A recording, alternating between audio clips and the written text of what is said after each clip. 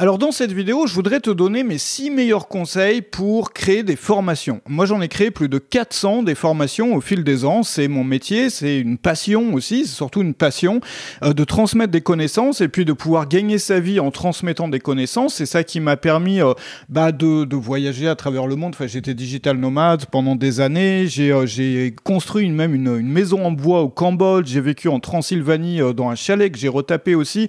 En ce moment je suis en train de retaper une ferme à la campagne en Europe de l'Est. J'ai fait beaucoup de choses dans ma vie que j'aurais jamais pu faire sans faire ce métier-là qui me permet de travailler tout en étant indépendant géographiquement.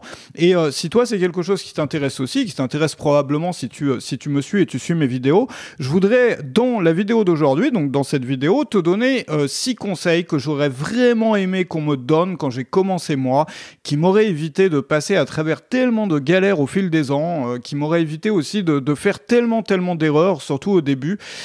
Ces 6 meilleurs conseils, je te les donne dans cette vidéo.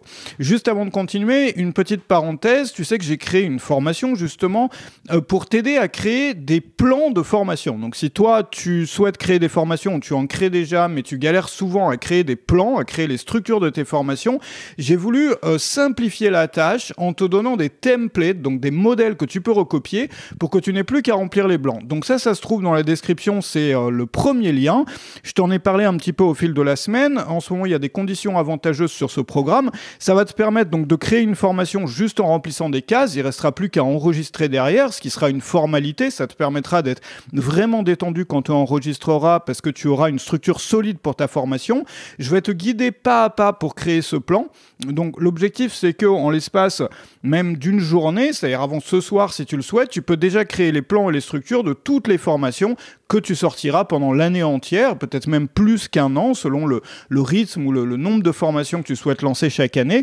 Et tu n'auras plus qu'à t'enregistrer, ce qui fait que tu peux remplir ton catalogue rapidement. Si tu es un formateur expérimenté, que tu as déjà créé des formations, peut-être que tu aimerais bien avoir un plus gros catalogue pour pouvoir avoir plus de choses à proposer aux gens qui te suivent, pour pouvoir avoir des offres à proposer plus régulièrement à tes clients. Donc n'hésite pas à regarder, c'est le premier lien. Alors je reviens à mes conseils. Et le premier conseil que j'aurais aimé vraiment qu'on me donne quand j'ai commencé, c'est de ne pas transmettre que des informations dans une formation. Ça, c'est une grande erreur que font beaucoup de personnes qui débutent dans ce métier-là, c'est qu'ils transmettent des informations de la même manière qu'un cours qu'on aurait eu en classe, au lycée ou à l'université. Le problème, c'est que les gens ne sont pas là, enfin la plupart des gens ne sont pas là pour apprendre. Les gens sont pressés. Beaucoup de gens n'ont pas le temps d'apprendre ou n'ont pas l'intérêt pour apprendre, n'ont pas d'intérêt dans l'apprentissage. Ce qu'ils veulent, c'est des résultats. Donc, si l'apprentissage leur permet d'obtenir des résultats, oui, ils vont apprendre. Mais si toi, tu peux leur permettre d'aller plus rapidement que ça, c'est-à-dire de leur mâcher le travail en leur fournissant des raccourcis, en leur fournissant des modèles qu'ils peuvent appliquer, des templates, des exemples, en les prenant par la main, en les amenant étape par étape jusqu'au résultat, tu auras plus de chances de les convaincre de suivre ta formation et eux, ils auront plus de chances aussi d'avoir des résultats rapidement et donc d'être satisfaits de la formation qu'ils auront commandée chez toi et donc il y a plus de chances aussi qu'ils veuillent en reprendre une ou deux ou trois à l'avenir. Donc toujours le focus sur les résultats. Il faut voir davantage l'apprentissage comme quelque chose qu'on va trouver dans des livres si on a envie de tout apprendre sur un sujet, si on a envie de connaître les fondamentaux, si on a envie de connaître l'histoire d'un sujet, on va acheter des livres, on va se former dans des livres et si on veut obtenir un résultat rapide, on va davantage, dans la plupart des cas, se tourner vers une formation qui va nous prendre par la main étape par étape. Donc si tu veux, il y a beaucoup de formations qui ne fonctionnent pas. Alors moi j'en ai fait des formations purement apprentissage, que j'avais envie de les faire et que ça correspondait à quelque chose qu'on m'avait demandé aussi. Moi j'ai fait beaucoup par exemple de formations pendant ma carrière qui ne sont pas des formations que j'ai faites pour avoir des résultats, mais tout simplement parce que c'était des choses que je voulais transmettre. Mais si on veut vraiment maximaliser les résultats, notamment quand on commence, quand on débute, quand on veut être encouragé, c'est-à-dire si c'est ta première formation, tu dis voilà, pour ma première, j'ai pas envie d'être déçu, tu vois, j'aimerais bien avoir des beaux résultats, enlève ne te focalise pas sur apprendre des choses aux gens, sur enseigner des choses aux gens, mais demande-toi comment est-ce que je pourrais leur permettre d'avoir un résultat le plus rapidement possible, le plus facilement possible, et demande-toi même comment est-ce que je pourrais faire en sorte qu'ils aient ce résultat sans devoir apprendre. Je te donne un exemple, par exemple les personnes qui enseignent la vente, il y a beaucoup d'entrepreneurs, donc leurs clients, qui vont vouloir vendre pouvoir faire des ventes, plus de ventes, sans devoir apprendre la vente de A à Z, etc. Ils n'ont pas le temps pour ça. Donc si tu peux leur fournir par exemple des modèles, des templates, des scripts ou n'importe quoi qui peut leur permettre de faire plus de ventes sans devoir apprendre la vente de A à Z, bien entendu, ils pourront le faire quand ils auront plus de temps, peut-être plus tard ou quoi, mais si tu leur fournis un raccourci, il y a beaucoup plus de chances que tu les persuades, qu'ils aient vraiment envie de suivre ta formation en fait. Donc ça, il faut vraiment se mettre ça dans la tête. L'information, ça vient en second plan. Libre à toi de mettre de l'info dans ta formation, d'ailleurs je te recommande de le faire, mais l'objectif de la formation, vraiment tu vois, tout ce qui est autour du le but perçu, c'est-à-dire quand on arrive sur la page qui présente ta formation, qu'on comprenne que c'est de l'action, qu'on va avoir un résultat, même si on apprend des choses, que ça soit pas l'élément principal. Le deuxième conseil que j'aurais vraiment aimé qu'on me donne, c'est que il vaut mieux promettre ou offrir un résultat qui est petit et spécifique et ultra concret, mais un petit résultat, qu'un énorme résultat. Pourquoi ?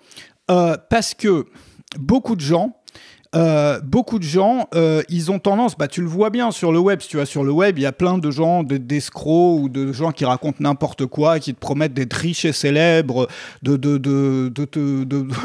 te baigner dans le champagne et de vivre dans le luxe absolu en appuyant sur un bouton, quoi. Tu deviens riche. Il y a des gens qui font ça pour devenir heureux. Tu appuies sur un bouton, tu es tout de suite heureux, ta vie change. Voilà. Donc des promesses miraculeuses de gagner des millions, de ceci, de cela. Bon, des promesses miraculeuses. Il y a deux problèmes avec les promesses miraculeuses. Même trois problèmes. Le premier, c'est que c'est pas forcément honnête, donc c'est pas forcément quelque chose dont on va être fier. Le deuxième problème, c'est que les gens, ils te croient pas forcément. Si tu vois, regarde ce qui s'est passé pendant la période crypto sur le web. Quand tout le monde parlait de crypto, etc., il y a des gens qui en parlaient de façon honnête et sensée et mesurée, mais t'avais beaucoup de gens qui racontaient n'importe quoi. Il y a eu des arnaques énormes, les gens sont désabusés. Aujourd'hui, quand tu vois quelqu'un qui te promet la lune, t'as plus envie d'y croire. La plupart des gens ne croient pas là-dedans. Ça marche plus, ces trucs-là. Ça marche beaucoup moins qu'avant. Les gens qui font des grosses promesses aujourd'hui, c'est triste à dire, hein, mais c'est le cas. Regarde d'ailleurs ceux qui font ça dans le domaine de l'investissement ou d'autres choses, qui ont des promesses miracles comme ça, ils vont s'adresser à des publics défavorisés. Donc des publics qui sont facilement influençables. Donc défavorisés, avec un niveau d'éducation bas, donc par exemple public, tout ce qui est, tu vois, les gens qui vivent dans les banlieues, tout ça, qui n'ont pas forcément eu accès à une super instruction. Tu as les personnes qui sont très jeunes, tu as les personnes qui sont, tu vois, c'est les publics comme ça qui sont défavorisés, désavantagés, et donc ils tirent avantage de ces gens-là. Donc c'est pas très propre à voir. Je sais pas, moi j'ai pas envie de faire ce métier-là. Je sais pas pour toi, mais voilà, il y a des moyens plus propres de faire ce métier-là. Et l'autre problème, c'est que même les gens eux-mêmes, même s'ils te croient, ils sont pas forcément censés croire qu'eux en sont capables. Je te donne un exemple, ça c'est vraiment très important à comprendre. C'est l'exemple du bodybuilder. Voilà. Imagine que moi, tu vois, je suis pas super musclé, je suis même pas musclé. Bon, tu l'as compris, la muscu, c'est pas c'est pas ce que je fais pendant toute la journée, du matin jusqu'au soir. J'ai d'autres passions, c'est très bien pour les gens qui font de la muscu. Bon, imagine que demain matin, je me lève et je me dis, waouh, faudrait vraiment que je me mette à la gym et tout. Je sais pas par où commencer. Je vais regarder sur le web s'il n'y a pas un prof de muscu qui me parle vraiment et tout. Bon, peut-être que je vais tomber sur quelqu'un qui s'appelle Jean-Pierre, qui est vraiment, j'ai confiance dans les résultats qu'il peut me permettre, parce que quand tu vois son corps, tu dis, voilà, lui, il est super bodybuildé, bon, il a l'air de s'y connaître, je veux dire, ça fait aucun doute. Donc, si dans sa formation, il me promet de devenir musclé comme lui, tu vois, bon, c'est pas lui que je remets en cause, c'est pas lui que je remets en doute, c'est-à-dire, je peux être persuadé que Jean-Pierre, en l'occurrence, ce coach-là, est capable de m'apprendre toutes les choses que je dois apprendre pour devenir aussi musclé que lui. Par contre, peut-être que moi, je m'en sentirais pas capable. Tu vois, c'est-à-dire, je me dirais, ouais, mais ça, c'est bon pour les autres, tu vois. Moi, j'ai trop de chemin à faire. Bon. Et c'est pareil dans tous les domaines, que ce soit dans le domaine de l'entrepreneuriat, que ce soit dans le domaine de tout, finalement. C'est que même si les gens te croient, capable de leur enseigner ce que tu leur enseignes, ou capable d'amener certaines personnes jusqu'au résultat que tu promets, peut-être qu'eux ne se sentiront pas capables de ce résultat.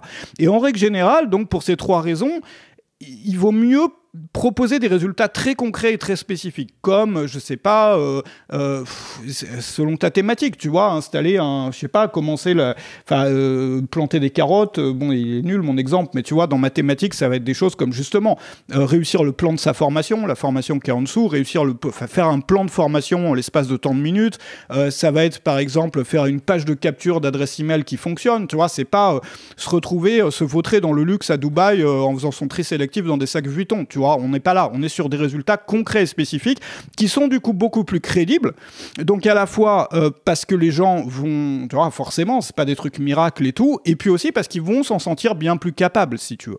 Donc ça, c'est la deuxième chose.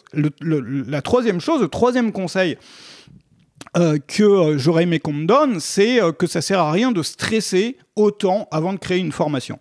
Beaucoup de gens, surtout les personnes qui ont commencé par faire du contenu, par exemple sur YouTube ou ailleurs. Bon, moi j'ai commencé avec un blog à l'époque, mais aujourd'hui plus de gens commencent par YouTube. Bon, bah tu sais, tu fais une vidéo YouTube, tu sais comment c'est quand tu fais tes premières vidéos, t'es tout content, tu mets ta vidéo en ligne, et là tu te retrouves avec des commentaires parfois qui sont haineux, qui sont injurieux, qui parfois te font vraiment mal. Surtout au début quand t'es pas habitué, tu vois, tu te dis, moi c'est même la raison pour laquelle aujourd'hui, quand je fais des vlogs ou quoi, je n'implique plus des civils dans mes vidéos. Ce que j'appelle un civil, c'est quoi? C'est une personne qui fait pas ce métier-là. Parce que quand on met des civils dans les vidéos, bah après souvent ils se prennent des remarques qui sont pas gentilles et tout. Enfin tu vois, eux ils sont pas impliqués dans l'histoire, donc ils ont pas l'habitude, etc. Donc si tu veux, on s'habitue à ça, c'est-à-dire quand on met une vidéo en ligne ou quoi, parfois on a des réactions qui peuvent être même violentes. Et on se dit, mais attends, si moi je leur donne des trucs gratuits et qu'il y a des gens qui réagissent comme ça, mais qu'est-ce que ça va être quand je vais proposer quelque chose de payant?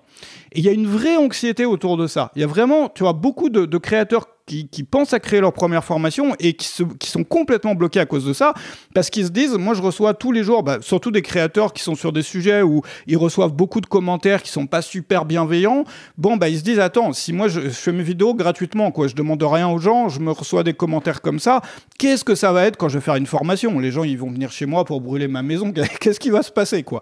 Et en fait, c'est pas du tout ça qui se passe. Parce que sur YouTube, tu as justement des personnes qui sont pas impliquées. Les gens qui te mettent des commentaires comme ça, machin, c'est souvent des gens qui sont pas impliqués à fond dans ton sujet, qui te suivent pas depuis longtemps.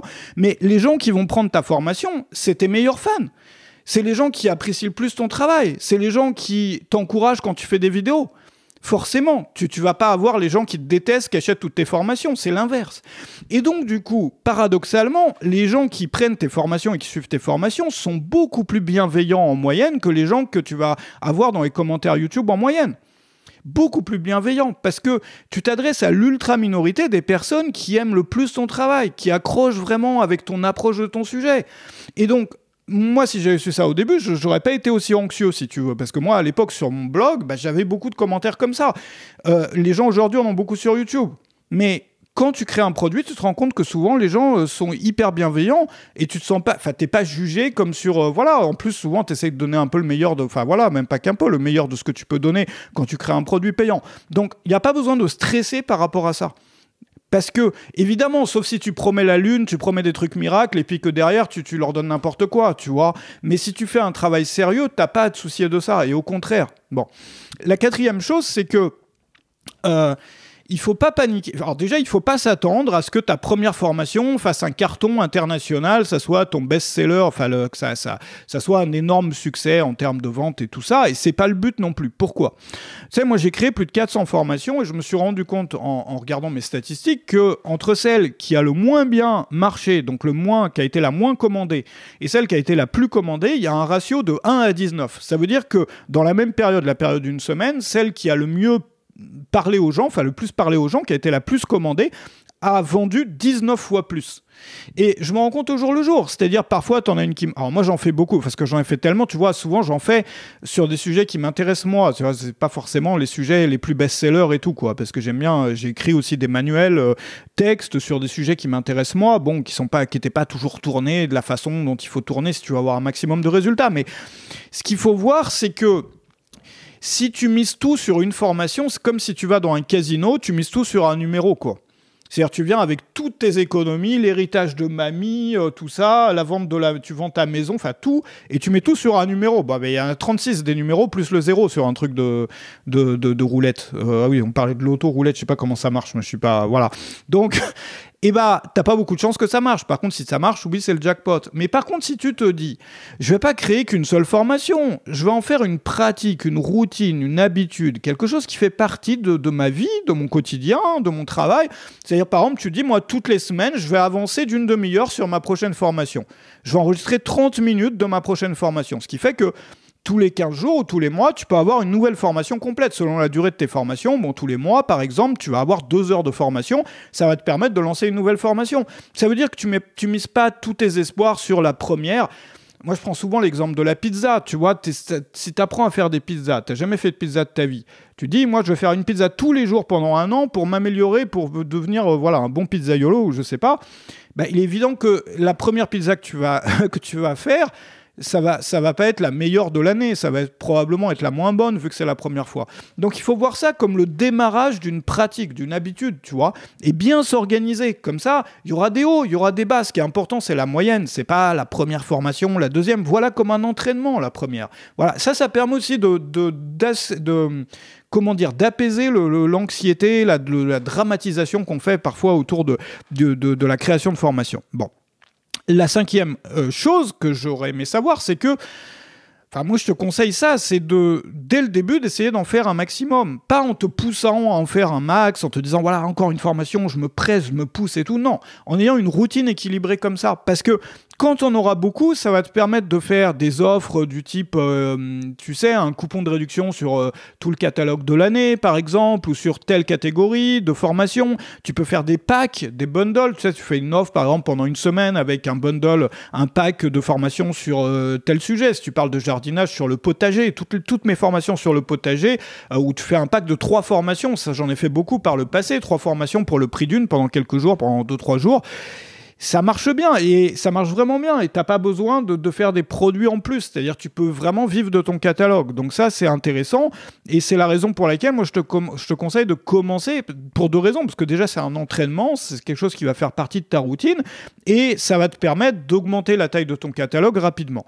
Et puis le 6e conseil que j'aurais bien aimé qu'on me donne, c'est que c'est si tu te sens pas à ta place pour créer des formations. Je sais que beaucoup de personnes se disent voilà, moi je suis pas l'expert international de mon sujet, j'ai pas un doctorat dans mon sujet, je crée du contenu que les gens aiment bien sur YouTube ou autre, je me pose la question, est-ce que je pourrais faire des formations étant donné que je suis pas un expert international. Tu sais, un peu le syndrome de l'imposteur, tu sais, quand on se sent pas à sa place pour voilà, on n'est pas à l'aise, on se sent pas à sa place pour proposer des formations sur un sujet.